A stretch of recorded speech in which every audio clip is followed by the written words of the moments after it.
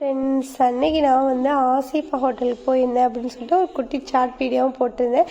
நம்ம அங்கே என்னென்னலாம் சாப்பிட்டோம், அதுக்கப்புறம் கடை ஃபுல்லாக அப்படியே ஒரு வீடியோவும் எடுத்துட்டேன். அதாவது ஆசிஃபா வந்து தஞ்சாவூரில் உள்ள ஆசிஃபாவுக்கு தான் போயிருந்தோம்.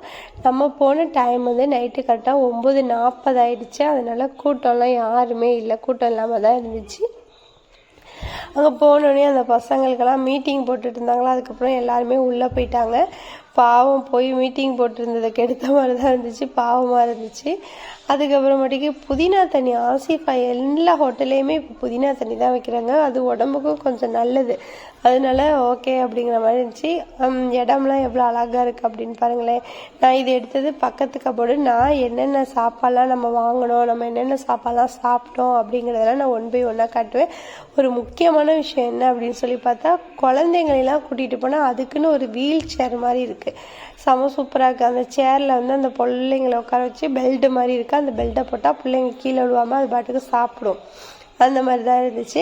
நம்ம வாங்கின சாப்பாடுலாம் என்னென்னா, கொத்து பரோட்டா வாங்கியிருந்தோம், அப்புறம் சிக்கன் தோசை வாங்கியிருந்தோம், அதுக்கப்புறம் நான், அதுக்கப்புறமாட்டிக்கு நூடுல்ஸ். அப்புறம் எனக்கு பிடிச்சது, ரொம்பவே பிடிச்சது என்னென்னா பன்னீர் கிரேவி ரொம்ப பிடிக்கும், பன்னீர் கிரேவி. அதுக்கப்புறம் புரோட்டாவும் வாங்கியிருந்தோம். இதுதான் நம்ம சாப்பிட்ட சாப்பாடு. பாதிலாம் நான் வீடியோ எடுக்கவே மறந்துட்டேன். எதனால எடுக்கல அப்படின்னா, அப்படியே பேசிக்கிட்டே இருந்துட்டோமா, அதனால் எடுக்க முடியாமல் போச்சு. ஆனால் சாப்பாடுலாம் சூப்பராக இருந்துச்சு.